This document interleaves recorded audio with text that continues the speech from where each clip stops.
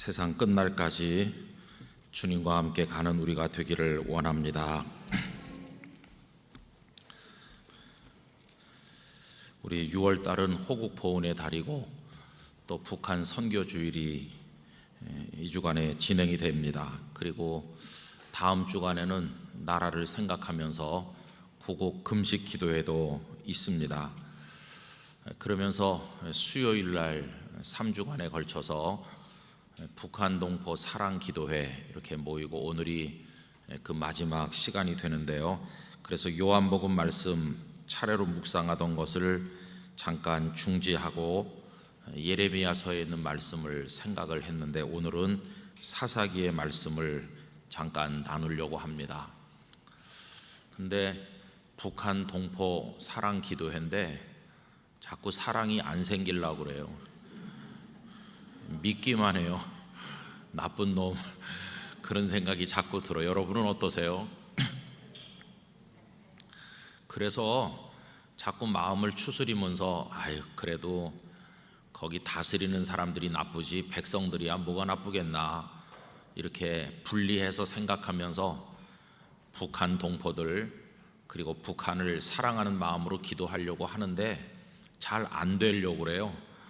우리 마음이 불편하고 또 뭐 폭파하고 또 군대를 전진 배치시키고 왜 그런가 이제 그런 생각을 하면서 아마 어제 오늘 우리 대한민국 국민들의 마음이 다 아주 불쾌하고 또 화도 나고 그러면서 불안하기도 하고 여러 가지 감정이 교차되고 있을 거라고 생각합니다.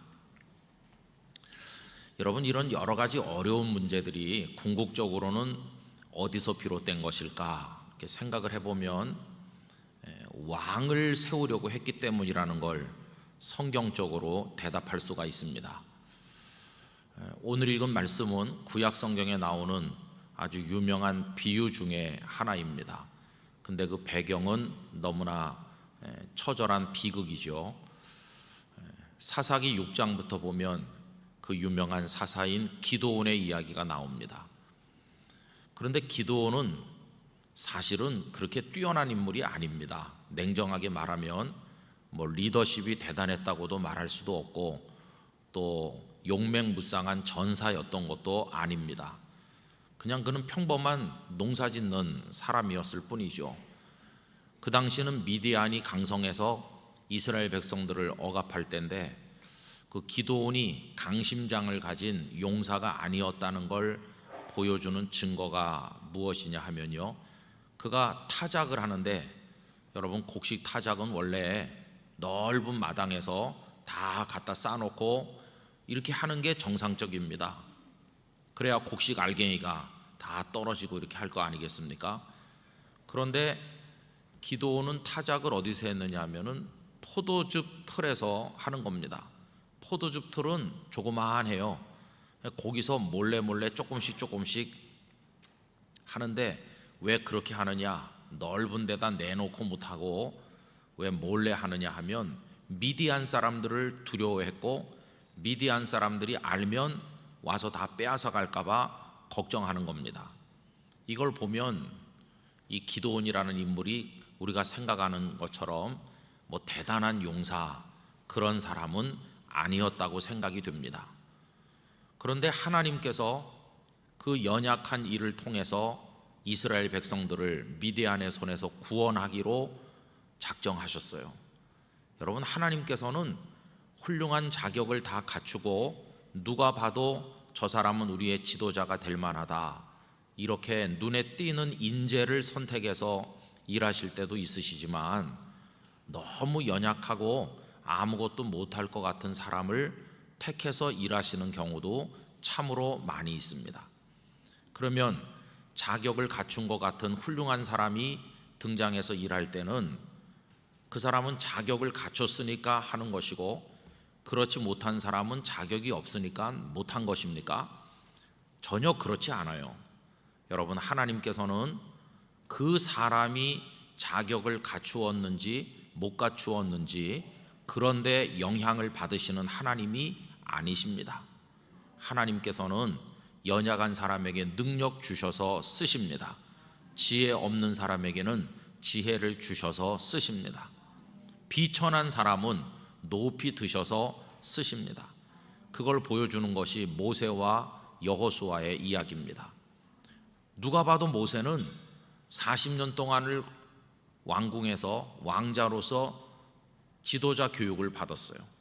왕제의 교육을 받은 사람이고 모든 것에 능한 사람이 모세입니다. 그리고 그는 정말 특별한 방법으로 떨기나무 불꽃 가운데서 나타나신 하나님을 통해 직접 부름받았어요. 하나님의 종이 되는 과정에 그저 평범하게 되는 사람도 있지만은 그 누구도 경험하지 못하는 놀라운 그런 영적 체험을 통해서 하나님의 일꾼이 되면 훨씬 더 권위가 있잖아요. 모세는 어느 쪽으로 봐도 대단한 인물이었어요. 그리고는 40년 동안을 백성들 앞에서 지도자가 됐는데 하나님께서 모세의 손을 통해서 이루신 게 한두 가지입니까? 10가지 재앙. 그 중에 어느 하나도 일반 보통 사람은 꿈도 못 꿀 일인데 10가지 재앙이 내리더니 여러분, 바다가 갈라진다는 거 누가 상상이나 하겠어요? 그러면서 구름 기둥과 불 기둥으로 이스라엘을 인도하시고 반석을 쳐서 물이 솟게 하고 하늘에 만나와 메추라기가 내리고, 그러니까 이 모세라는 인물은 정말 대단했어요. 그러면 모세 때 그런 아름다운 출애굽의 역사가 이루어질 수 있었던 것은 그가 워낙 뛰어난 인재였기 때문입니까? 아닙니다. 그가 뛰어난 자격을 갖춘 것처럼 보였지만 사실은 그 모든 것은 다 하나님께서 하신 것입니다. 모세가 뭐 어떻게 바다를 가르나요? 모세가 만나를 내리나요? 사실은 모세가 한 건 아무것도 없는 것이죠. 그러면 거기에 비해서 그의 후계자로 지명을 받은 여호수아는 어떻습니까? 여호수아는 모세에 비하면 배운 것도 없고 무슨 떨기나무 불꽃 가운데서 부름받은 그런 영적 체험이 있는 것도 아니고, 여호수아가 지팡이 들고 가서 뭐 바다가 갈라지고 이런 적도 없고 그런 특별한 아무것도 없어요. 그런데 하나님께서는 아무것도 없어 보이는 여호수아를 모세의 후계자로 세우지 않았습니까? 백성들은 저 여호수아가 해낼 수 있을까? 이렇게 다 의심의 눈초리로 바라봤겠죠. 그 의심은 여호수아 자신이 먼저 가졌을 것입니다. 저 모세께서는 왕궁에서 교육받고 대단한 경험을 가지신 그런 분이지만 그 밑에서 심부름이나 하던 나 같은 사람이 어떻게 이스라엘의 지도자가 된단 말인가, 두려움이 컸겠죠. 그럼 여러분, 여호수아가 지도자가 된 이후에는 이스라엘 백성들은 아무 일도 못했나요? 아닙니다. 여호수아가 지도자가 된 다음에도 요단강을 기적같이 건넜어요. 여리고성이 무너져 내렸어요. 그러면 여호수아가 보잘것도 아무것도 없는데 어떻게 그런 엄청난 일이 벌어지고 가나안 땅을 점령해서 백성들에게 나눠줄 수 있었을까? 그거 역시 하나님께서 하신 것이에요. 여러분, 우리 기독교인들이 하나님을 믿는다고 하면서도 늘 착각하는 게 바로 그겁니다. 이제 교회들이 목사님을 청빙해 올 때도 하나님을 믿는다고들 다 말은 하지만 자꾸만 그 목회자라는 사람의 자격을 생각하는 거죠. 그래서 어떤 자격을 갖춘 분이 와야 우리 교회를 부흥시킬 수 있을까? 청빙위원들도 그렇고 성도들도 그렇고 자꾸 그렇게 생각해요.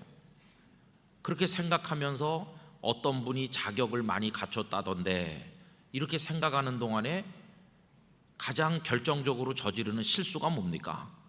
하나님이 하신다는 사실을 망각하는 겁니다. 그렇게 생각하는 동안 자격을 갖춘 어떤 사람이 교회를 일으켜 세우기도 하고 무너뜨리기도 하는 것처럼 그 시선이 사람에게 집중되는 겁니다. 여러분, 그건 믿음의 태도는 아닙니다. 저는 영락교회 성도들의 시선은 언제나 하나님께 집중되기를 원합니다.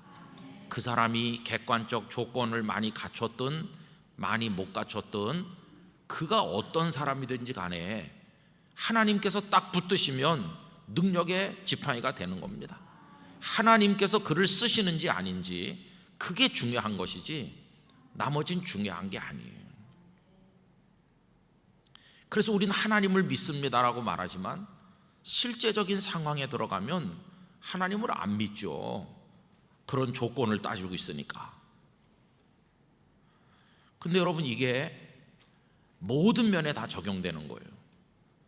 이스라엘 백성들이 애굽에서 나와 광야를 통과하고 가나안 땅에 들어가서 땅을 분배받고 사는 동안에 그들에게 왕이 있었나요? 왕 없었습니다. 그런데 어느 날 왕을 세울 생각을 하는 거예요. 그때 맨 처음에 왕이 되어달라고 제안을 받은 사람이 조금 아까 말씀드리던 기드온이었어요. 아까 말씀드렸죠. 기드온은 그렇게 대단한 영웅이 아니라고 그랬잖아요. 그는 그냥 겁이 많고 평범한 사람이었어요. 그런데 하나님께서 별로 뭐 그렇게 두드러지게 내보일 것도 없어 보이는 그 한 사람을 딱 마음에 두시고 내가 기드온을 통해서 이스라엘을 구원하겠다 작정하신 겁니다. 여러분, 하나님의 뜻이 결정되면 결론은 이미 나는 것입니다. 하나님께서 원하시면 이미 이루어진 거나 마찬가지입니다. 우리 남북 문제나 통일 문제도 우린 복잡한 걸 꺼내놓고 생각하지만 저는 늘 그렇게 믿습니다. 하나님께서 언제라고 정해놓으시면 하나님의 시계는 계속 돌고 있기 때문에 그때가 되면 광복이 되듯이 통일도 될 것이다. 저는 그렇게 믿고 있어요. 그 당시의 대통령이 무슨 대단한 인물이 대통령이기 때문에 통일되는 게 아니에요. 힘이 없고 연약해 보이는 사람이 대통령이라 할지라도 하나님께서 정하신 때가 되면 통일도 되고 기적도 일어나게 될 거라고 저는 믿고 있습니다. 그러니까 누가 우리의 왕이냐? 그거 별로 중요한 게 아닙니다.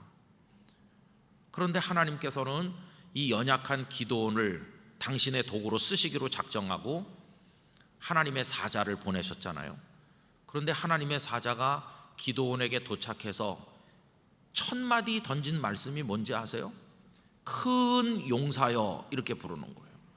많은 성도들이 그 귀절을 보고 오해하기 쉽습니다. 아, 그러면 그렇지, 기드온은 큰 용사였으니까 하나님께서 쓰신 거지, 이렇게 오해하는 겁니다. 그러면 큰 용사가 못 되는 평범한 필부들은 영영 하나님께 쓰임받지 못하고 버려지는 것입니까? 아니요.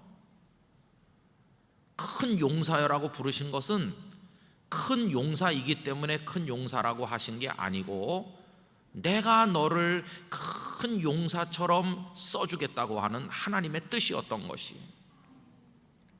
여러분, 다윗이 골리앗을 이길 때 다윗이 큰 용사이기 때문에 골리앗과 싸운 것입니까? 아닙니다. 하나님의 손이 함께 하시면 어린아이도 어른을 이기는 것이고 무식한 사람도 전문 지식을 가진 사람보다 더 아름다운 인생을 사는 것이고 하나님의 손이 함께 하시면 모든 일이 이루어지게 되어 있는 것입니다. 내가 너를 큰 용사처럼 쓰겠다는 하나님의 뜻을 표현하는 것이지 그가 큰 용사이기 때문에 그렇게 부르신 건 아닙니다. 여러분, 그가 얼마나 의심이 많은지 양털 한 움큼 가지고 하나님을 시험하는 거 나오잖아요. 처음에는 양털은 그냥 폭 젖고 주변은 바싹 마르기를, 그 다음에 양털은 또 바싹 마르고 주변은 푹 젖기를. 왜 그런 시험을 계속 하나님 앞에 요청합니까? 하나님의 명을 받긴 받았는데 나 같은 사람이 미디안과 맞서 싸울 수 있을까? 두렵기 때문에 자꾸 주저하는 거예요. 그는 주저하고 겁도 많고 그런 사람이었어요. 그가 나가서 백성들을 불러 모았을 때 32,000명이 모여들었죠. 그런데 하나님께서는 겁에 질린 사람들은 돌아가라고 해라 그랬더니 22,000명이나 돌아갔어요.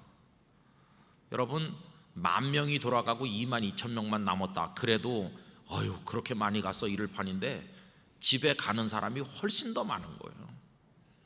그럼 여러분, 하나님께서는 집에 가는 사람까지도 돌려 세워가지고 전쟁터에 데리고 가셔야 될 것 같은데 한 명이라도 많으면 유리한 거 아니겠어요?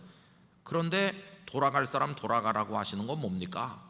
그들이 있으나 없으나 나는 승리한다, 그런 뜻이거든요. 너희들 있으면 승리하고 너희들 없으면 나는 패배하나, 하나님은 그런 하나님 아니세요. 사람들이 가도 하나님은 승리하시는 것이에요. 우리가 수가 많아서 승리하는 게 아니라 하나님이 승리하실 것이기 때문에 우리는 승리하게 되는 겁니다. 그래갖고 10,000명 남았어요. 그런데 하나님께서 10,000명도 너무 많다는 것입니다. 그러면서 아주 중요한 말씀을 하시죠.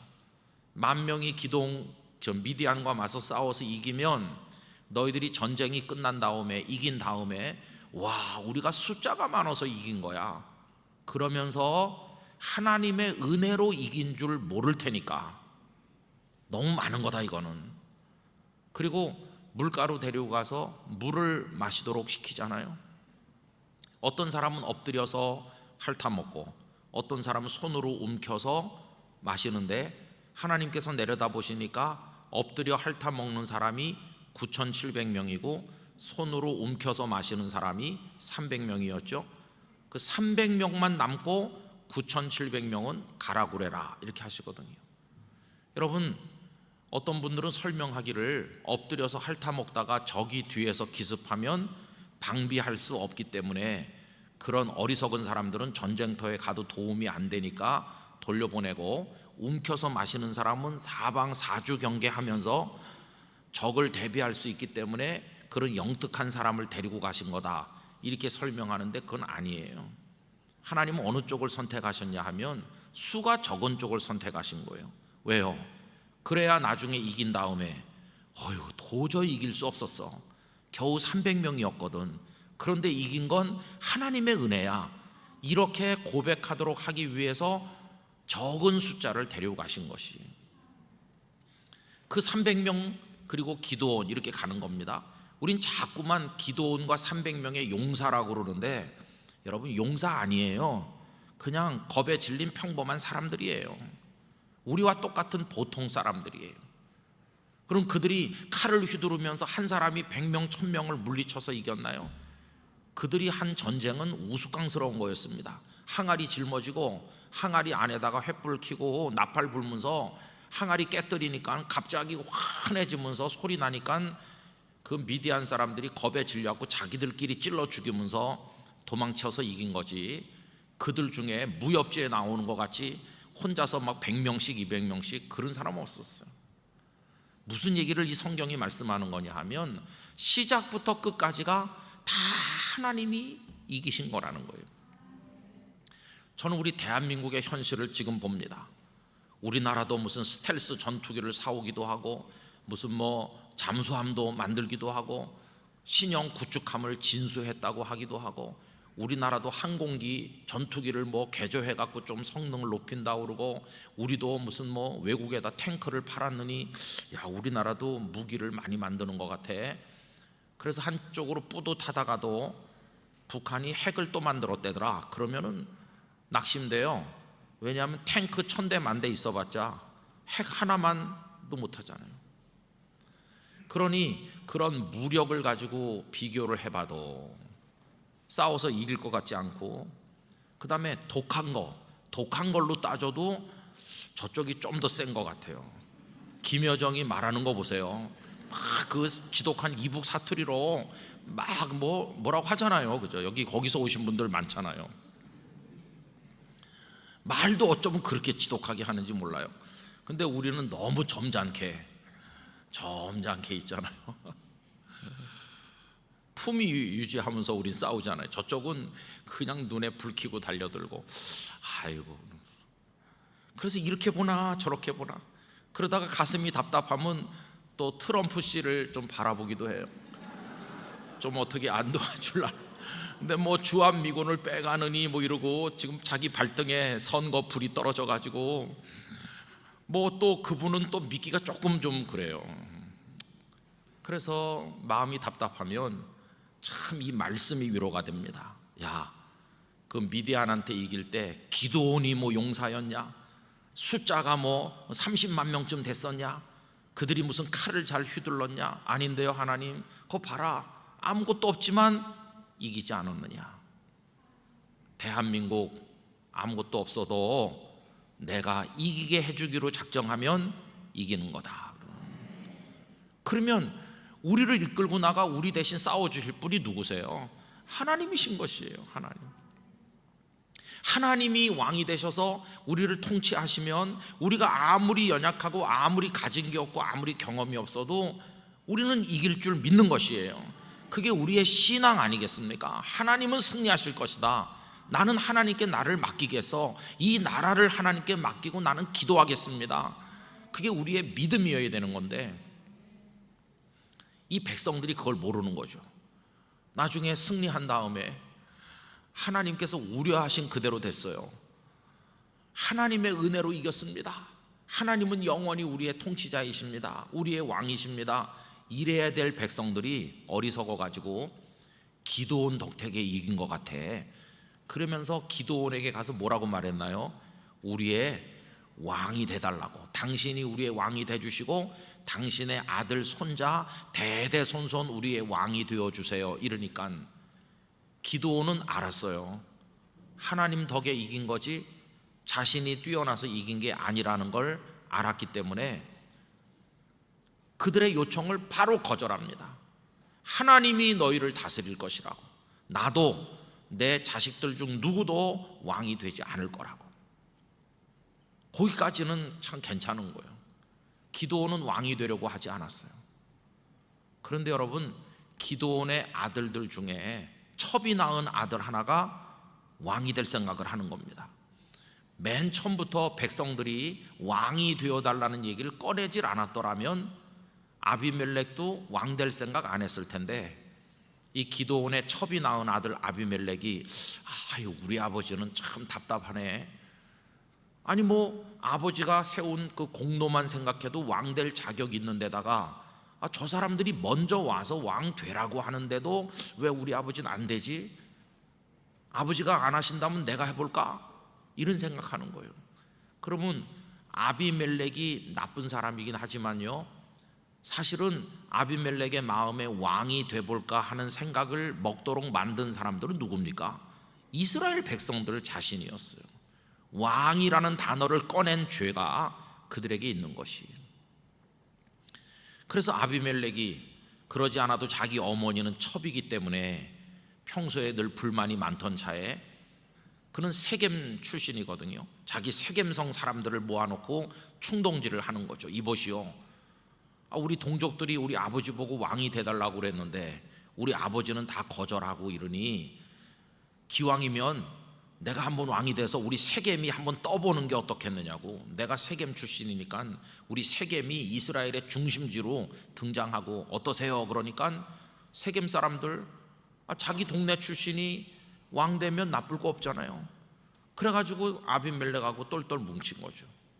그리고는 기드온의 70명 자녀들을 다 학살하고 아비멜렉이 스스로 왕이 된 거예요. 세겜 사람들의 후원을 받아가지고 그 무참한 사륙, 형제 간의 사륙의 와중에서 막내 아들 하나가 간신히 목숨을 건졌는데 그가 바로 요담, 오늘 본문에 나오는 사람이죠.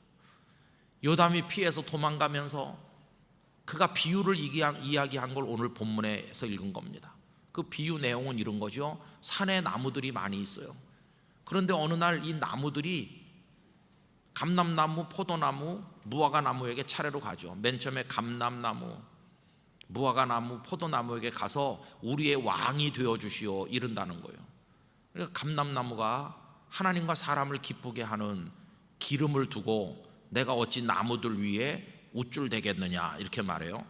오늘 본문에는 우쭐 되겠느냐고 나왔지만 전에 개역 성경에는 요동하겠느냐라고 되어 있어요. 여러분, 그 요동한다는 말이 더 실감이 나는 것 같아요.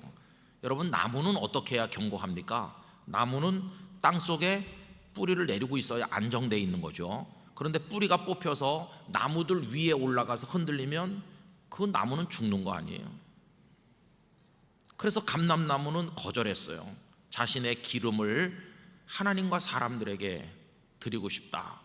나의 본연의 임무에 충실하고 싶다. 왕 같은 거 하고 싶지 않다. 무화과 나무도 나의 아름다운 열매, 단 거 그거 놔두고 내가 무슨 왕이 되겠나 거절하고, 포도나무도 하나님과 사람을 기쁘게 하는 포도주를 두고 내가 어떻게 가서 하겠는가 거절하죠. 다 왕이 되기 싫다고 하니까 이 나무들이 찾아간 게 가시나무죠. 가시나무 보고 가서 우리의 왕 돼 주시오. 그러니까 가시나무는 그러지 뭐 그러면서, 그 가시나무가 상징하는 사람이 누구겠어요? 아비멜렉이죠. 그 어리석은 왕을 세우겠다고 생각한 나무들은 이스라엘 백성을 뜻하는 것이고, 거기 감람나무, 무화과나무, 포도나무 같은 그런 나무들은 왕되기를 사양했던 기드온과 그의 아들들이라고 할 수 있죠. 여러분, 자기 본분에 충실하고 자기 열매로 하나님을 영광스럽게 하는 하나님 주신 삶에 충실한 사람들은 어리석은 욕심을 가지지 않는 법입니다. 그걸로 충분히 행복하니까요. 그런데 이 가시나무는 열매가 없잖아요. 가시나무가 무슨 기름을, 열매를, 누굴 기쁘게 하는 뭐가 있습니까? 자기 삶이 무너지고 자기 인생에 열매가 없는 사람들일수록 쓸데없는 욕망에 도전하는 건데, 요담이 이제 그 비유를 얘기하면서 가시나무에서도 불이 나오고 그래가지고 다 태울 거라고 저주하고 도망간 이야기가 오늘 본문의 내용이죠. 여러분, 그러면 아비멜렉이 그렇게 형제들을 죽이고 왕이 된 결과가 무엇입니까? 겨우 3년 만에 하나님께서 세겜 사람들과 아비멜렉 사이에 악한 영을 보내셨어요. 세겜 사람들이 추대해서 그 힘으로 왕된 아비멜렉인데, 그들의 틈이 벌어지면서 내란이 일어나가지고 서로 죽이고 죽으면서 결국 요담이 저주한 그대로 불이 나와서 세겜의 사람들에게 불이 나와 아비멜렉을 태우고, 아비멜렉에게서 불이 나와 세겜 사람을 태운다는 식으로 마지막에 보면 처참하게 멸망하게 됩니다. 그리고 아비멜렉은 어떻게 죽습니까? 데베스 망대라는 곳을 포위하고 거기서 전쟁을 하고 있었는데, 데베스 망대 꼭대기에서 어떤 여자가 맷돌 윗짝을 집어 던졌더니 맷돌에 머리를 맞아가지고 머리가 터져서 죽은 거예요. 하나님의 심판이죠. 왕 되려고 했던 자도 죽었고 그를 왕으로 세운 자들도 멸망하는 거죠.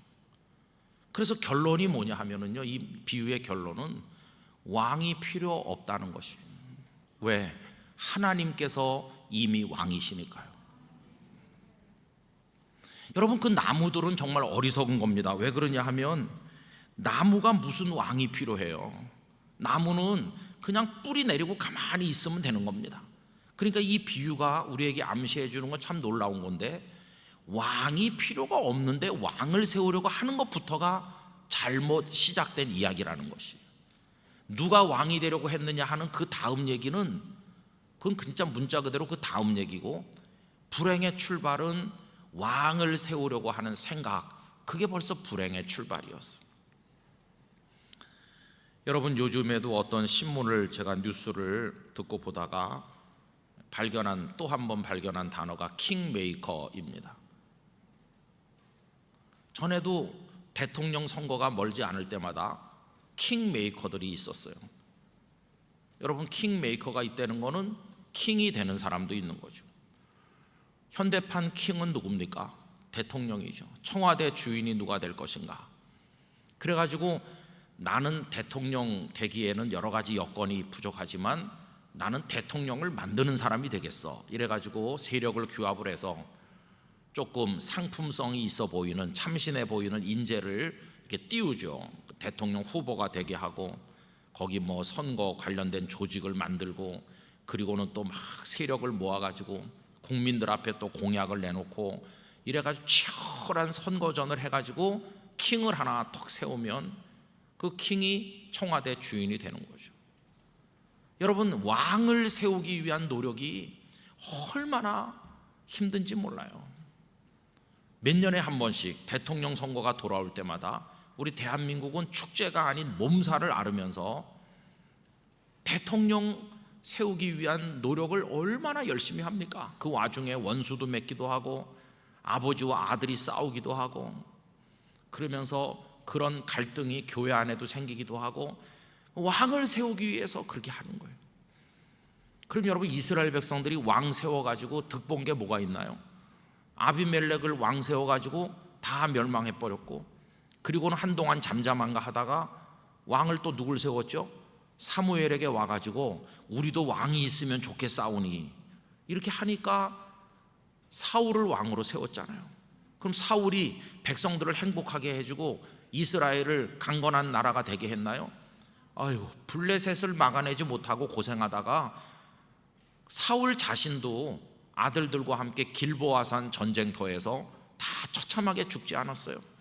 사울과 그 아들들의 시체가 벳산 성벽에 매달려서 수치를 당하고, 여러분, 왕을 세웠더니 왕이 자기도 못 지키고 백성도 못 지키는 거예요. 이스라엘은 왕을 세워가지고 나라가 부강해지고 행복하긴커녕 그 왕들의 전행과 그 왕들의 우상숭배와 그 왕들의 방탕과 사치로 인해 가지고 다 망해버리고 말았어요. 저는 오늘 이 말씀을 성도님들과 함께 나누면서 이제는 더 이상 우리가 왕 세우려고 하는 노력을 하지 말아야 되겠다 하는 말씀을 드리는 것입니다. 왜냐하면 여러분들과 제게는 이미 왕이 계시지 않습니까? 이미 하나님이란 왕이 계시지 않습니까? 그런데 하나님을 빼놓고 자꾸 다른 왕을 세우려고 쓸데없는 노력을 하니까 그 왕으로 인해서 고통받고 왕 때문에 실망한 거죠. 우리 역대 대통령들 다 왕처럼 세워지신 분들 아니겠어요? 그런데 어떤 분은 감옥에 가시고, 어떤 분은 죽기도 하시고, 우리가 세운 우리들의 왕, 대통령들의 마지막 모습이 현재도 두 분의 대통령, 전직 대통령이 감옥에 있죠. 이런 나라는 전 세계에 없습니다. 정말 부끄럽고 비극적인 얘기죠. 동시에 두 사람의 전직 대통령이 감옥에 있는 나라, 우리들의 왕이 그렇게 힘써서 세운 왕들이 앞으로는 또 어떻게 될지 우리들의 모습에 대해서 장담할 수 없잖아요. 그래서 이제는 왕을 세우려고 싸울 필요도 없고, 그 왕이 우리를 구원해 줄 거라고 믿을 필요도 없고, 이미 왕이 계시지 않나. 그래서 하나님이란 왕을 믿는 믿음으로 우리가 돌아가야 되겠다, 그런 생각을 하는 것입니다. 여러분, 왕을 한 사람 세우려면요, 쓸데없는 노력을 많이 해야 돼요. 저는 교회에서도 그런 걸 많이 봅니다. 교회가 클수록 그렇게 되기가 쉬운 거죠. 여러분, 목사는 그냥 목사로 족한 거예요, 그죠? 그냥 목사는 목사일 뿐이죠, 그러다 이제 어떤 교회에서 와서 설교 한번 해주실 시간이 있으시겠습니까? 그러면 그렇게 시간이 되면 가서 그 교회 성도님들 반갑게 만나고 차 한잔 마시면서 얘기도 하고, 그 같이 예수님을 믿는 믿음의 동료니까 예수님 잘 믿기 위한 이야기를 거짓없이 같이 나누고 은혜 받고 서로 격려 받고, 그렇게 오면 그냥 그걸로 충분하잖아요. 그런데 요새 교회들마다 이상한 게 생겼어요. 어떤 교회, 부산에 있을 때도 그렇고 어느 교회 설교하러 가기 위해서 전화가 몇 통 오기도 하고 가기도 합니다. 설교 부탁하는 전화가 오기도 하고, 또 제가 본문하고 제목을 정해서 이런 본문으로 이런 제목으로 설교하겠습니다 하고 보내드리기도 하고, 그러면요, 저쪽에서 무슨 단어가 나오냐 하면 의전 담당 부목사님이 연락 드릴 겁니다 이러는 거예요.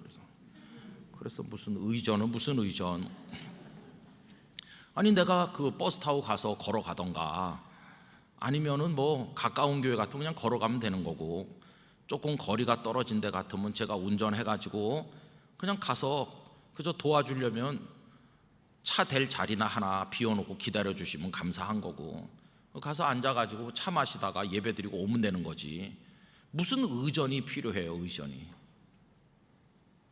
물론 길 잘 못 찾을까봐 혹은 또 불편할까봐 배려해 주는 건 고맙긴 해요. 근데 무슨 의전 이런 단어를 교회가 쓴다는 것 자체가 저는 참 불편하게 여겨져요. 그냥 영접하는 거지. 우리 교회 설교하러 와주셔서 감사합니다 이러고 그냥 밝은 얼굴로 악수하고, 아유 저 같은 사람을 초대해 주셔서 감사하죠 이러면서 그냥 하면 되는 거지, 무슨 의전실이 있어가지고 막 이렇게 하고 그럴 필요 있나요? 벌써 우리도 모르는 사이에 담임 목사가 교회에서 왕이 된 거예요. 왕. 또 그걸 좋아하는 사람도 만약에 있다면 현대판 아비멜렉들이 많이 있는 거죠. 회사에도 있을 수 있고 교회에도 있고 뭐 무슨 기관에 어디나 다 나는 왕이야 그런 사람 있고, 이분은 왕이시다 이런 사람들이 있는 거죠. 사람이 왕 되려고 하는 것, 특정인을 왕으로 세우고 싶어 하는 것, 거기 하나님의 자리는 어디 있어요? 하나님의 자리가 없잖아요. 이스라엘 백성들의 역사를 보면 왕 세워가지고 왕으로 인한 고통, 왕으로 인한 실망, 그런 게 얼마나 많습니까? 그래 저는 더 이상 내가 왕을 세우려고 노력하지도 말고 나도 왕 되려고 할 필요가 없어. 왜냐하면 하나님이 왕이시니까. 하나님이시여 당신만이 우리의 왕이십니다. 그럼 마음이 편안해져요. 여러분, 킹메이커가 되실 생각도 하지 마시고 킹이 될 생각도 하지 마시고, 이미 우리에게는 왕 중의 왕이 계시지 않으십니까? 온 세상의 주인이시오, 천하 만물의 모든 걸 다 알고 계신 분이시고, 우리의 갈 길을 아시고 이 역사의 물길을 돌리기도 하시고, 이 땅의 복음 통연의 날도 이미 정해 놓으셨을 우리의 진정한 왕이 계신 거 아닙니까? 우리 그분을 바라보는 거예요. 그분을 의지하고 그분께 기도하고 그것뿐이지, 어떤 왕이 우리에게 통일을 가져다 줄 것처럼 그렇게 생각을 했던 것이 오늘에 와서 얼마나 많은 좌절을 안겨줍니까? 우리는 우리 대통령과 트럼프 대통령 또 김정은 이렇게 악수하고 뭐 될 줄 알았죠, 그죠? 희망도 많이 가진 게 사실이죠. 근데 또 이렇게 될 줄은 누가 알았어요? 그래서 어제 오늘 제 마음속에 더 간절하게 드는 고백은, 그래, 하나님밖에 우리의 왕은 없으시다.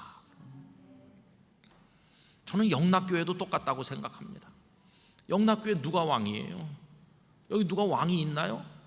영락교회 만약에 누가 왕이 되고 싶어 한다면 그 사람은 회개해야 되는 거고, 누굴 왕으로 세우려고 한다면 그것도 회개해야 되는 거고, 영락교회 왕은 하나님 한 분뿐이세요.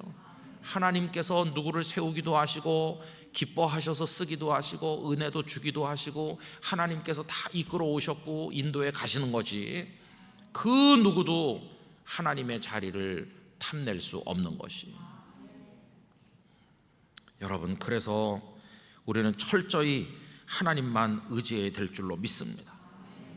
오늘 본문 그대로 우쭐 대리오, 우쭐 대서도 안 되는 것이고 우쭐 될 사람을 세우려고 따라다닐 필요도 없는 것이죠.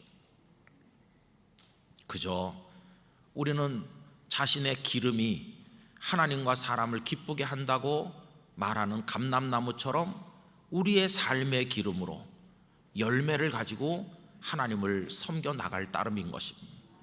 조용히 우리가 서 있는 자리에 뿌리 내리고, 그러면 하나님께서 그 땅으로부터 우리에게 영양분을 주셔서 그 나무에 이파리가 피고 때가 되면 꽃이 피고 열매를 맺고 이렇게 하듯이 우리는 이 하나님이란 대지에 뿌리 내리고 기다리기만 하면 하나님은 다 알아서 그 산의 나무들을 자라게 하실 텐데, 이 나무들은 쓸데없이 무슨 왕이 필요해요? 나무들에게 하나님이면 충분하죠. 그런 어리석음에 우리가 떨어지지 않아야 되겠다 하는 생각을 가지게 되는 것입니다. 여러분, 앞으로 우리 대한민국의 미래가 어떻게 될는지 너무나도 캄캄하지 않습니까?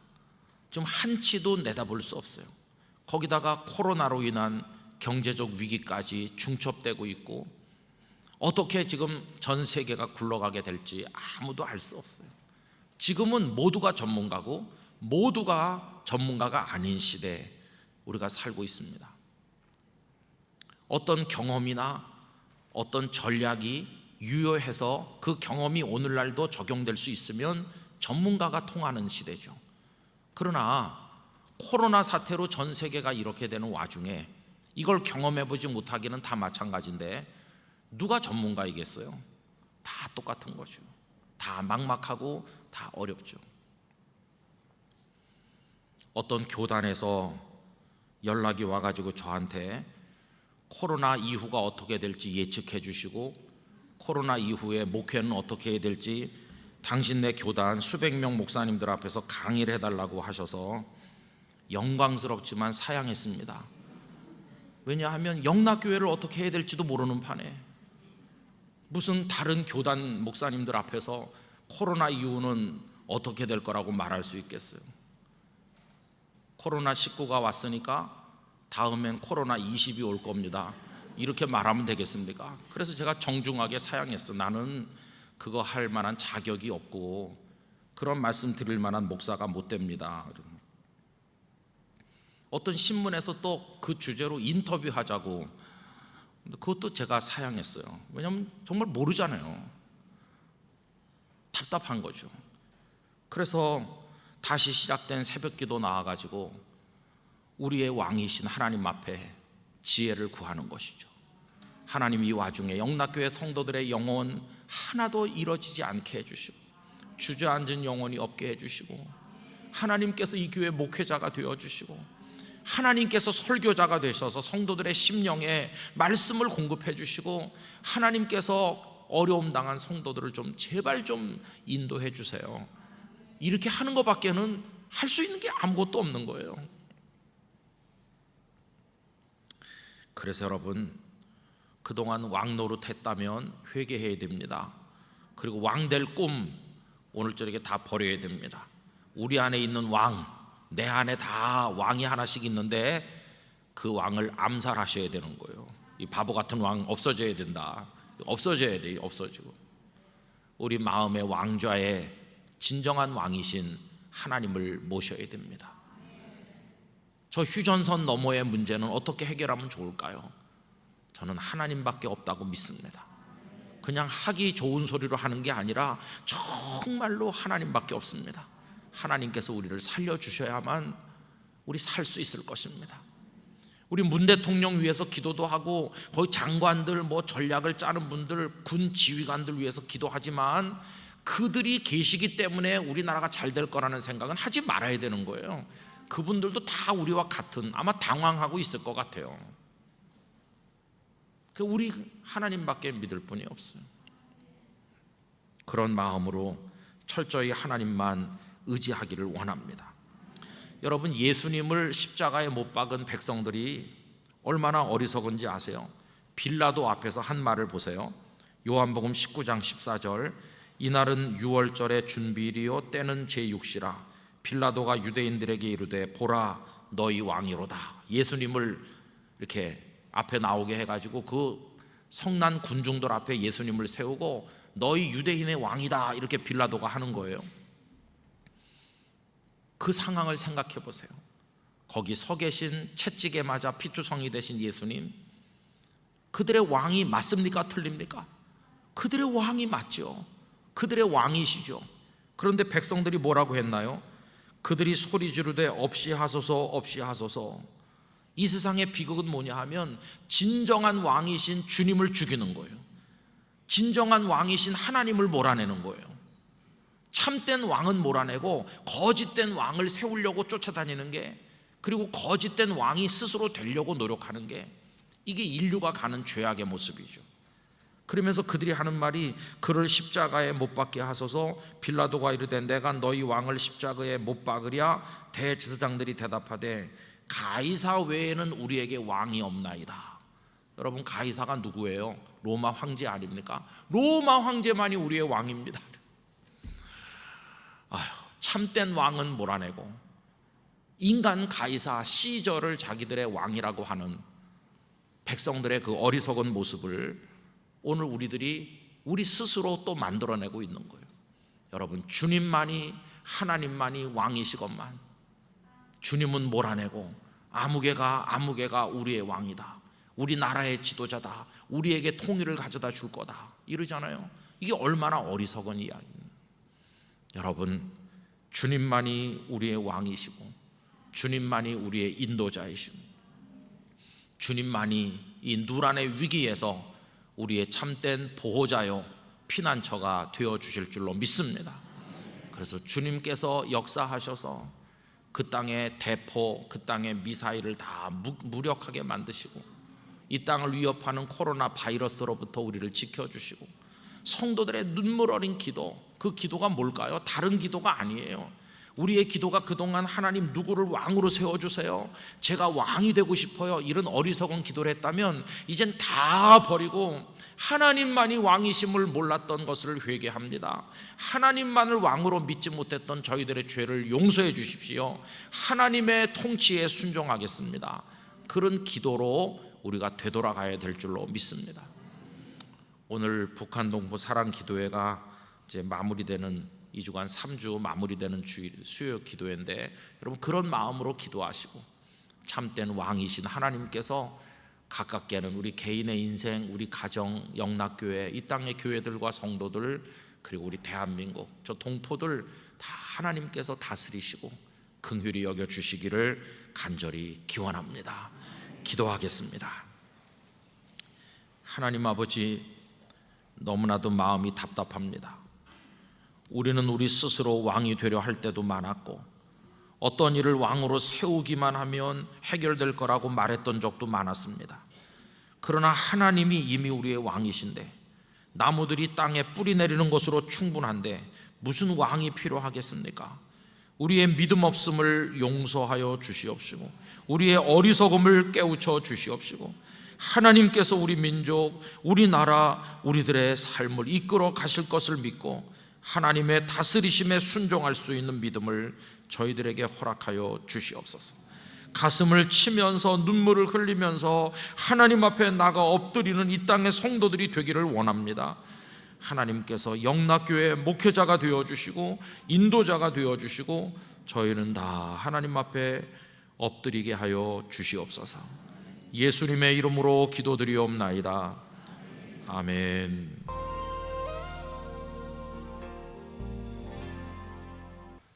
하나님의 은혜로 2023년도를 잘 살았습니다. 그리고 새해를 맞이해서 오늘 첫 주일을 하나님 앞에 지키게 되었습니다. 뭐든지 첫 단추를 잘 꿰어야 그 다음에도 잘 할 수 있는 것인데, 우리 영락교회 성도들 올 한 해 하나님 앞에 예배하는 일을 잘 하시게 되기를 바랍니다. 방금 전에 찬양한 것처럼 우리도 온 마음을 다해서 하나님께 영광을 돌리는 심정을 가지고 정성을 다해 예배하시고, 하나님께서 예배를 통해서 내려주시는 큰 은혜와 축복과 평강이 올 한 해 성도님들에게 가득하시기를 간절히 원합니다. 본당에 들어오셔서 예배하는 성도님들, 또 오늘 우리 교회를 방문하신 분들, 오셨는데 못 들어오시고 베다니홀, 또 선교관, 베델 여러 부속실에 지금 흩어져 계신 분들, 그리고 집에서 지금 영상 앞에 앉아 계신 분들까지 포함해서 인사 한번 하도록 하겠습니다. 서로 보이진 않지만 이렇게 두 손 들고 한 해 동안 주님 안에 행복하세요. 한 해 동안 주님 안에 다 행복하시기 바랍니다. 축복합니다. 집에 계신 노 권사님도 하신 거죠? 네, 아마 집에서 하셨을 것 같아요. 한 해 동안 우리 교회를 하나님께서 사랑해 주시기를 원합니다. 올해 우리 교회 표어는 영락이여 올라가라입니다. 이미 잘 알고 계십니다. 이 표어는 오늘 읽은 사사기 1장 1절로 3절까지 말씀에서 따온 것입니다. 그래서 오늘 이 시간에는 오늘 본문의 상황을 같이 나누고, 또 이 표어를 가지고 우리가 어떻게 하나님 앞에 살 것인가 하는 말씀을 나누고자 생각하고 있습니다. 오늘 본문의 상황은 어떤 상황일까요? 백성의 지도자인 여호수아께서 세상을 떠나신 상황입니다. 오늘 본문 1절이 어떻게 시작이 됩니까? 여호수아가 죽은 후에라고 시작되죠. 여호수아 24장 29절에서 30절에 보면 이렇습니다. 이 일 후에 여호와의 종 눈의 아들 여호수아가 110세의 죽음에 그들이 그를 그의 기업의 경내 딥낫세라에 장사하였으니, 딥낫세라는 에브라임 산지 가하스산 북쪽이었더라.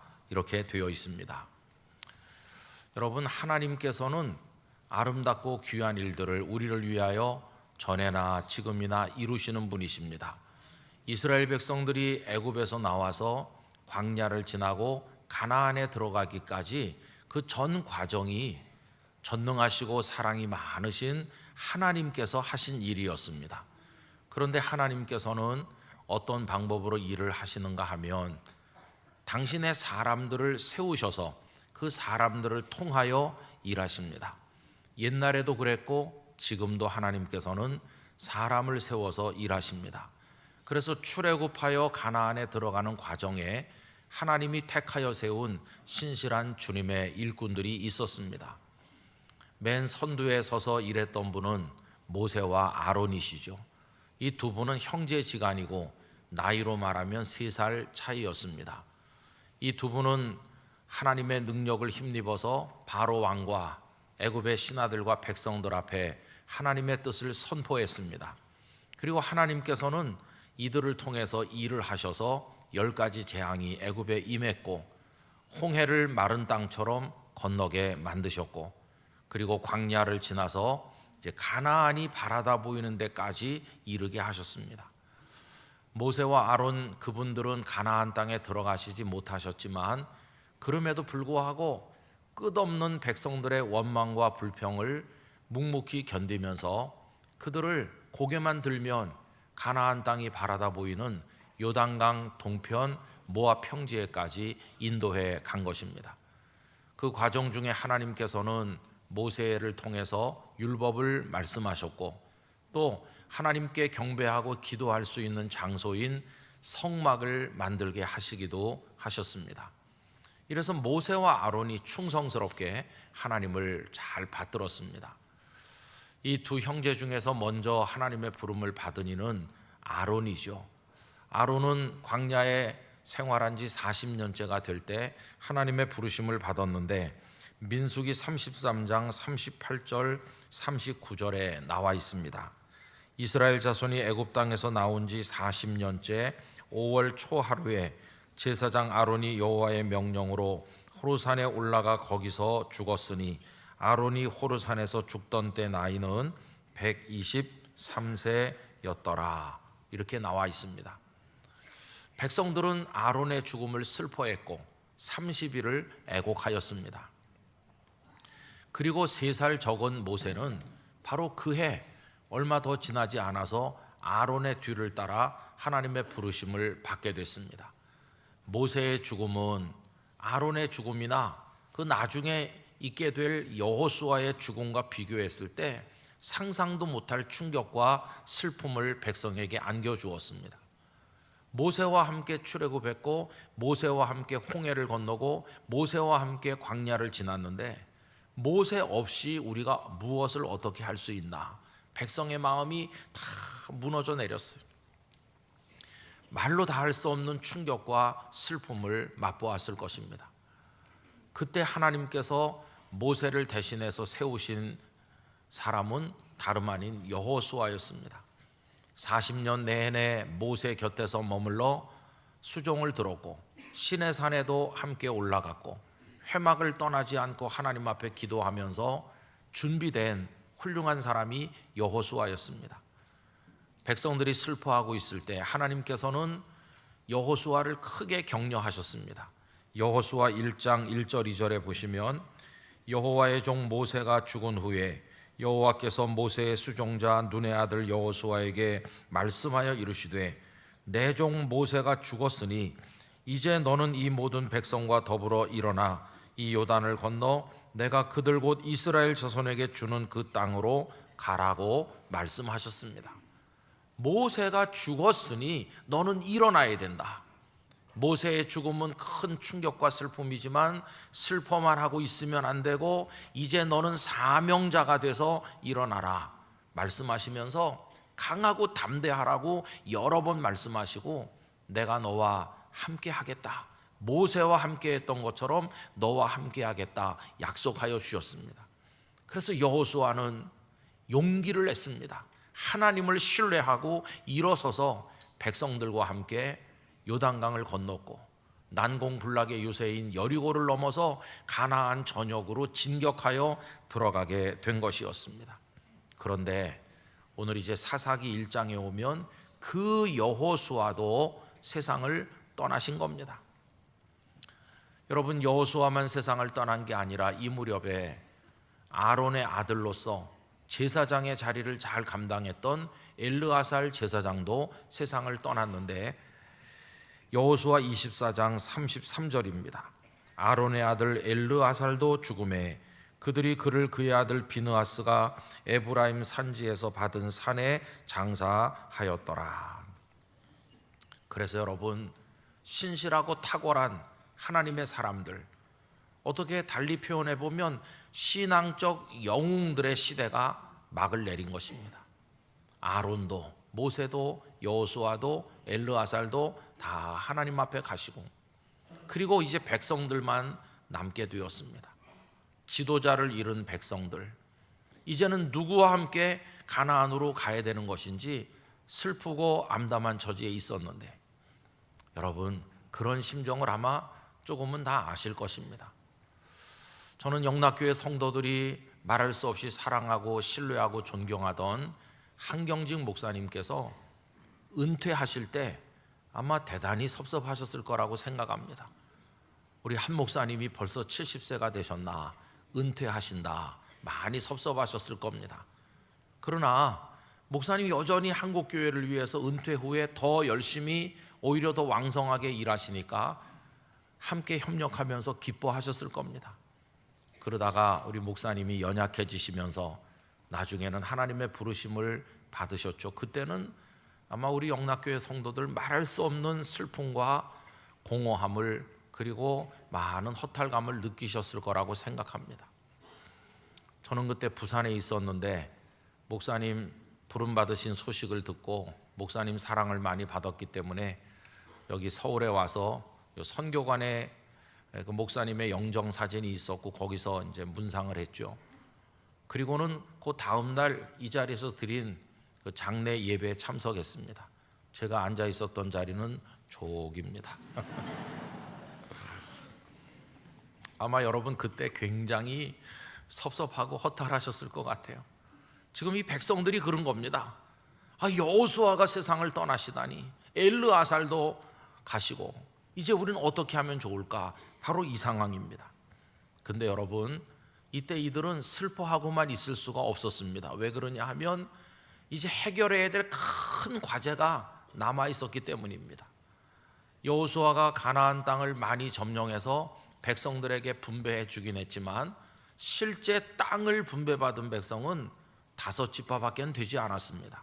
나머지 7지파는 아직 땅을 소유하지 못하고 있었고, 여호수아는 지도를 그려오게 해서 지도를 펼쳐놓고 지도상에서 땅을 분배해 주었습니다.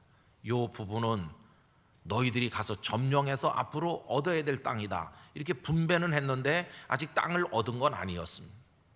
그래서 앞으로 그들에게는 땅을 정복해서 실제로 땅을 차지해야 된다고 하는 큰 숙제가 여전히 남아 있었던 것입니다. 여호수아는 땅을 얻어야 된다는 얘기를 세상 떠나기 전에 백성들에게 여러 차례 얘기했는데, 여호수아 23장 4절에서 5절을 보면 이렇습니다. 보라, 내가 요단에서부터 해지는 쪽 대해까지의 남아있는 나라들과, 남아있는 나라들은 아직 정복이 안 된 땅을 말합니다. 이미 멸한 모든 나라, 이건 이미 정복한 땅을 말합니다. 이들을 다 합쳐서 내가 너희를 위하여 제비 뽑아 너희의 지파에게 기업이 되게 하였느니라. 땅을 얻은 지파도 있고 지도상으로만 얻은 지파도 있는 것이죠.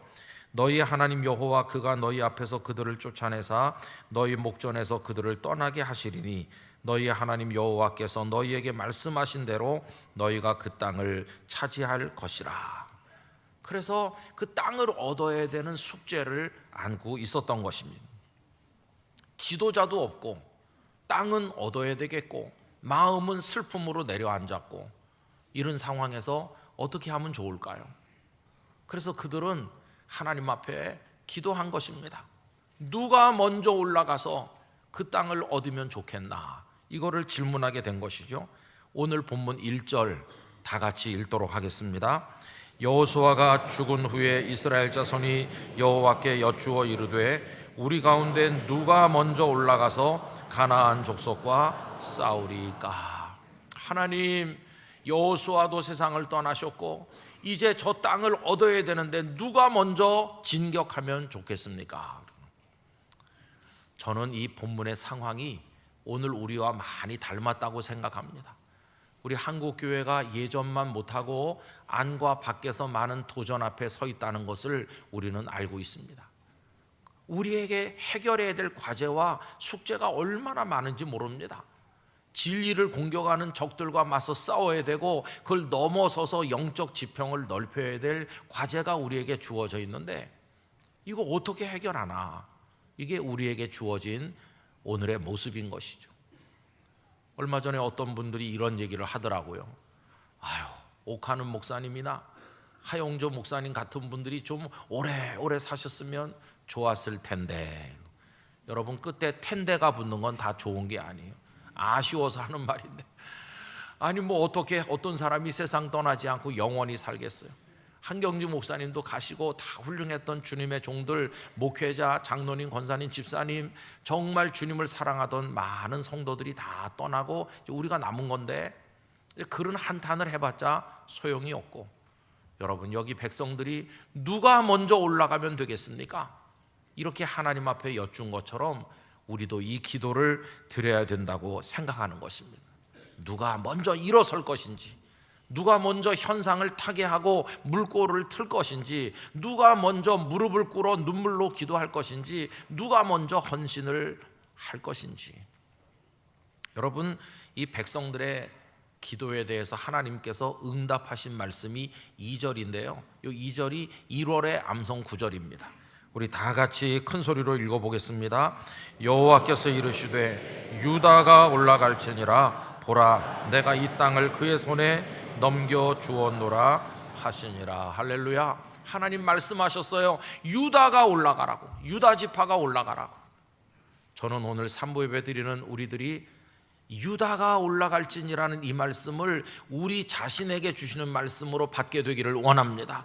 영락교회가 올라가라, 영락교회 성도 한 사람 한 사람이 먼저 올라가라, 이렇게 말씀하시는 줄로 믿습니다. 우리가 먼저, 내가 먼저 올라가겠습니다, 이런 다짐이 필요한 때인 거죠. 그런데 여러분, 사람들은요, 저도 그렇고 다 좀 야갔어요. 그래갖고요, 참 눈치를 봅니다. 먼저 하려고 하지 않아요. 아니, 길도 없는데 누가 먼저 가서 이렇게 길을 다져놓으면 그 다음에 안전하게 가야지, 다 이런 생각을 하면서 사방을 보는 겁니다. 누가 먼저 좀 가주기를 바라면서 다 두려움을 가지고 있어요. 이게 이제 우리 기본적인 우리들의 모습인 거죠. 이때 필요한 게 뭡니까? 믿음과 용기가 필요한 것이. 하나님께서 도우실 줄 믿습니다. 하나님, 제가 해보겠습니다. 이게 이제 필요한 것이죠. 저는 오늘 하나님께서 성령의 역사 가운데 우리에게 하나님이 도우실 줄 믿는 믿음도 주시고 일어설 수 있는 용기도 주시기를 원하는 것입니다. 먼저 가는 사람을 뭐라고 부르나요? 그건 선구자라고 그래요. 여러분, 어떤 가정이든 교회든 뭐 공동체, 나라 전체를 통틀어서 진정한 리더는 선구자적 리더가 돼야 되는 거예요. 자리는 차지하고 앉아 있어요. 높은 자리에 앉아 있는데 앞서지 않는 그런 사람은 지도자가 아니에요. 이스라엘과 블레셋이 대접전을 벌이게 되었을 때 블레셋에는 앞장선 사람이 있었죠. 기골이 장대한 골리앗이 앞장서서 쩌렁쩌렁 소리를 지르면서 자기 백성들을 인솔해서 나왔는데 이스라엘에는 아무도 없어요. 그때 사울이라는 왕이 있었고 그 아래 많은 장수들도 있었는데 다 토굴 속에 숨어 있지 아무도 앞장서지 않았어요. 그들은 지도자가 아닌 거죠. 그런데 그날 뜻밖의 한 명이 등장했습니다. 신분이 군인도 아니고 당연히 군대 장수도 아니고 아무것도 아닌 양치기 소년 다윗이 떡하니 나오더니 골리앗 앞에 마주섰어요. 이 할례 받지 못한 그 골리앗을 향해서 책망하면서 그가 물매를 날리잖아요. 여러분, 그 장면은 대단히 상징적입니다. 앞장서는 사람이 진정한 리더라고 할 때 사울은 왕이지만 지도자가 아닌 거고, 장차 때가 되면 앞장서는 이 소년 다윗이 이스라엘의 지도자가 될 걸 미리 보여주는 그런 장면 아닙니까? 아니나 다를까 몇십 년 세월이 지난 다음에 사울은 왕의 자리에서 밀려나 전사해서 죽었고, 그 소년 다윗이 이스라엘의 진정한 지도자가 되어 이스라엘을 전성기에 올려놓게 된 것을 우리가 알지 않습니까? 여러분, 길이 없는 곳에서도 길을 내고자 하는 의지를 가진 앞서가는 사람이 필요한 것이, 우리 성도님들도 다 아실 만한 정호승님의 봄길이라는 시의 앞부분만 제가 읽어드리겠습니다. 길이 끝나는 곳에서도 길이 있다. 길이 끝나는 곳에서도 길이 되는 사람이 있다. 스스로 봄길이 되어 끝없이 걸어가는 사람이 있다. 이렇게 길이 끝나서 어이구, 길이 없네, 어떡하지? 이렇게 다들 당황하고 있는데 어떤 사람이 앞장서서 가면서 길을 열고 길을 만들고, 자, 이리로 오세요. 그런 사람이 길이 되는 사람이죠. 가정이나 공동체나 어떤 사회에서 자기가 먼저 어려운 일에 도전해서 올바른 신앙과 삶을 보이면서 저처럼 따라해 보세요. 이런 사람이 인생의 길이 되는 사람이죠. 여러분, 얼마나 멋진 이야기입니까? 길이 되는 사람이 있어야 되는 거죠. 저는 이 말씀을 읽으면 금방 생각나는 분이 예수님이세요. 여러분, 예수님은 길을 내시는 분이세요.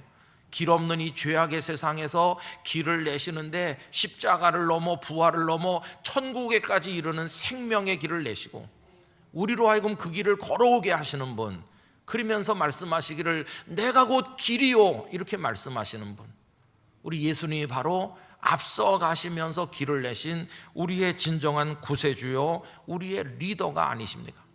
그런데 지금 하나님은 유다 지파로 하여금 너희가 먼저 올라가라 이렇게 하신 거예요. 여러분, 이런 명령을 받으면 대개 사람들이 어떤 반응을 보입니까? 아니 왜 접니까? 이렇게 하죠. 그죠? 아니 왜 하필이면 저예요? 근데 유다 지파는 회피하지 않았어요. 그걸 받아들였어요. 하나님께서 우리 보고 올라가라고 하신다. 하나님께서 우리 지파를 향해 뜻을 가지고 계시고 기대를 가지고 계신다. 이 많은 지파 중에 우리를 믿어주시다니 하나님 감사합니다. 유다 지파는 도망하지 않았어요. 여러분, 이거 굉장히 의미가 깊어요. 유다 지파는 야곱의 12지파로 이루어진 그 순서로 보면 네 번째밖에 안 되는데, 유다가 앞서게 되자 유다 지파는 그때부터 왕의 지파가 되었어요. 다윗이 유다 지파 출신 아닙니까? 나중에 다윗의 후손들이 왕이 계속 이어가면서 유다 지파는 명예롭고 존귀한 지파가 됐어요. 더 놀라운 사실은 마태복음 1장 1절 예수님을 소개하면서 아브라함과 다윗의 자손 이렇게 소개하는데, 예수님도 하나님의 아들로 이 땅에 오실 때 그 족보에 유다 지파에 소속돼서 오셨어요. 왜? 왕이시니까요. 예수님이야말로 만왕의 왕이시니까. 그래서 왕의 지파에 소속돼서 앞에 가시면서 생명의 길을 열어놓으신 분이 우리 구주 예수님이신 것이. 여러분, 2024년에 우리 영락교회 성도들, 오늘 함께 예배하는 모든 분들이 하나님 제가 먼저 올라가겠습니다, 이런 다짐과 결단으로 살아가시게 되기를 바라는 것입니다. 가정도 그래요. 가정이 뭐 복잡하고 어렵잖아요. 그러면은 서로 원망할 수 있어요. 당신이 좀 살림을 잘 살아봐라. 아니 가장 노릇을 변변히 해야지. 막 이러면은요 이게 참 힘들어요. 그런 곳은 가정이라고 말하긴 좀 그렇고, 여러분 아시는 용어가 있잖아요. 집, 그 다음에 뭐 있죠? 그런 거예요. 가정이라고 말하기엔 너무 복잡해요. 그런데 그게 정말 아름다운 가정이 되려면 누군가는 제일 먼저 일어나서 가족들을 사랑하는 마음으로 눈물을 흘리며 한 사람 한 사람 이름 부르며 엎드려 기도하는 사람이 있어야 되는 거예요. 누가 먼저 기도하며 하나님 앞에 나갈까? 그리고 누구든지 먼저 살림살이를 정돈하고 누구든지 먼저 가족을 사랑하고, 이런 가정이 아름다운 거예요. 우리 영락교회 공동체도 뭐 휴지 줍는 사람이 따로 정해 있는 게 아니잖아요. 눈에 보이면 먼저 휴지 줍고 먼저 정리해놓고, 그리고 전등이 안 꺼졌으면 먼저 끄고, 다 누군가가 먼저 봉사하고 어려운 일이 있을 때 제가 먼저 해보겠습니다, 이렇게 시간도 내고 물질도 내면서 헌신하고 누가 먼저 올라가는 사람이 필요한 게 아니겠어요? 올 한 해 우리는 직장에 가든지 가정에 살든지 교회 오든지 어디 있든지 왜 납니까? 이렇게 원망하거나 투정하지 말고 유다 지파가 뿌리치지 않은 것처럼 하나님, 저 같은 사람 믿어주셔서 감사합니다, 제가 먼저 올라가겠습니다, 이렇게 순종할 수 있는 우리 모두가 되기를 원합니다. 성령께서 감동하여 오실 때 아멘 하면서 우리 모두 순종하는 한 해가 되기를 원하는 것입니다. 먼저 올라가면요, 하나님께서 기뻐하시고 승리를 약속하시는 거예요. 여러분, 아까 읽었던 본문 2절 후반부에 뭐라고 했나요? 내가 이 땅을 그의 손에 넘겨주었노라. 할렐루야. 먼저 올라가는 자에게 승리를 주셔서 이 땅을 주겠다고 약속하신 것이죠. 자, 이래가지고 이제 유다 지파가 먼저 올라가는데 이제 한마디 우리가 더 기억할 게 있습니다. 그 뭐냐 하면은 유다가요, 함께 가는 아름다운 걸 만들어냈다는 거예요. 유다 지파가 하나님의 말씀에 순종하면서 시므온 지파에게 손을 내밀었어요. 시므온 지파, 우리가 먼저 올라가요. 당신들이 우리와 같이 가지 않겠어요? 그러면 당신들이 점령해야 될 땅에 갈 땐 또 우리가 같이 가주겠습니다. 이렇게 손을 내밀었는데 시므온 지파는 뿌리치지 아니하고 손을 마주 잡았어요. 먼저 올라가기도 하면서 함께 가기도 하는 가장 아름다운 모습을 보여준 겁니다. 여러분, 오늘 본문 3절을 같이 읽읍시다. 유다가 그의 형제 시므온에게 이르되 내가 제비 뽑아 얻은 땅에 나와 함께 올라가서 가나안 족속과 싸우자. 그리하면 나도 내가 제비 뽑아 얻은 땅에 함께 가리라 하니 이에 시므온이 그와 함께 가니라. 아멘. 우리가 먼저 올라가면 주님 우리와 함께 가주실 줄 믿습니다. 함께 가면 길이 없는 곳에도 길이 생기는 것이에요.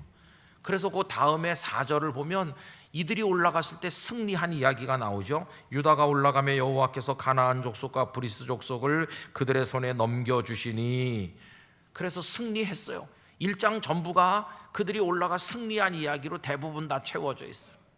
먼저 올라가라고 했고 그들은 순종했고 손에 손을 마주 잡고 함께 올라갔고, 그래서 승리한 것이 우리 한국교회가 당면한 여러 가지 숙제, 우리 영락교회가 넘어야 될 많은 것들, 우리 가정과 우리 개인의 삶에서 여러 삶의 영역에서 이런 일들이 많은데 올 한 해 결심합시다. 주님, 모든 일에 제가 먼저 하겠습니다. 제가 먼저 기도하고 먼저 헌신하겠습니다. 그리고 제가 사랑하는 이들에게 손을 내밀겠습니다. 그때 여러분 뿌리치지 말고 함께 손잡고 하나님의 거룩한 일을 위해 나가게 되기를 간절히 원하는 것입니다. 우리 영락교회를 두고 말하면 저 같은 목사가 제일 먼저 해야 되겠죠. 우리 목회자들이 먼저 기도하고 말씀을 더 사랑하고 성도들보다 먼저 앞서서 헌신해야 되겠죠. 그러면서 우리 성도들에게 손 내밀면 성도님들이 또 손을 마주 잡아주고, 여러 부서가 서로 손을 마주 잡고, 남녀 선교에 다 같이 협력하고, 어느 부서 어느 기관이든지 간에 서로 도와주면서 함께 올라갈 때 하나님께서 올해 우리 교회에 큰 축복을 내려주실 줄 믿습니다. 80주년 기념사업도 누구든지 앞장서는 마음으로 하고 또 같이 손을 마주 잡고 하고, 이러면서 우리가 점령해야 될 가나안을 점령하고 하나님의 축복을 얻어야 되지 않겠습니까? 저는 이 먼저 올라가는 올라가라 이 말씀이 우리 인생에도 승리를 가져오고 가정에도 복을 가져오고 우리 교회에도 놀라운 부흥을 가져오게 만들 것이라고 저는 믿습니다. 올 한 해 영락이여, 그 자리에다가 우리 자신의 이름을 넣어가지고 하나님 제가 먼저 올라가겠습니다, 이렇게 하면서 한 해를 승리하시기를 진심으로 축복합니다. 그리고 우리 교회가 명심해야 될 사실은, 여러분 한국의 모든 교회가 다 영락교회 같은 게 아니거든요. 정말 저 시골에 또 개척한 교회, 가난하고 어렵고 성도가 몇 분 안 계신 어려운 교회도 태반으로 많아요. 그래서 우리 교회는 그런 교회들의 사정도 알고 기도하면서 다른 교회들이 할 수 없는 많은 영역에서 영락교회가 먼저 하는 모범도 보여야 되는 것이, 그게 한국교회 전체를 섬기는 우리의 모습일 것이라고 생각하는 것입니다. 그렇게 할 때 언제나 우리 앞에 계신 하나님께서 길을 열어주실 것이고 우리로 하여금 승리하게 하실 것이고 죄에 대해서, 사망에 대해서, 사탄에 대해서 승리하면서 천국문까지 이어진 그 길을 잘 나가게 될 줄로 믿습니다. 여러분들의 가는 올 한 해의 삶에 우리 주님이 앞에 가시기도 하고 동행하시기도 하면서 우리 모두에게 큰 열매를 주시기를 간절히 축원합니다. 기도하겠습니다. 오 거룩하신 아버지 하나님, 오늘 본문의 말씀을 근거로 영락이여 올라가라 표어를 주셔서 저희 마음에 굳게 명심합니다. 우리 자신이 앞장서게 해주시고 엎드리게 해주시고 도전하게 해주시고 헌신하게 해주시고 기도하게 해주셔서 그래서 하나님 약속하신 축복을 누릴 뿐만 아니라 서로 손 내밀고 마주잡고 함께 감으로 아름다운 가정, 일터, 교회를 만들게 하여 주시옵소서. 예수님 이름으로 기도드리옵나이다. 아멘.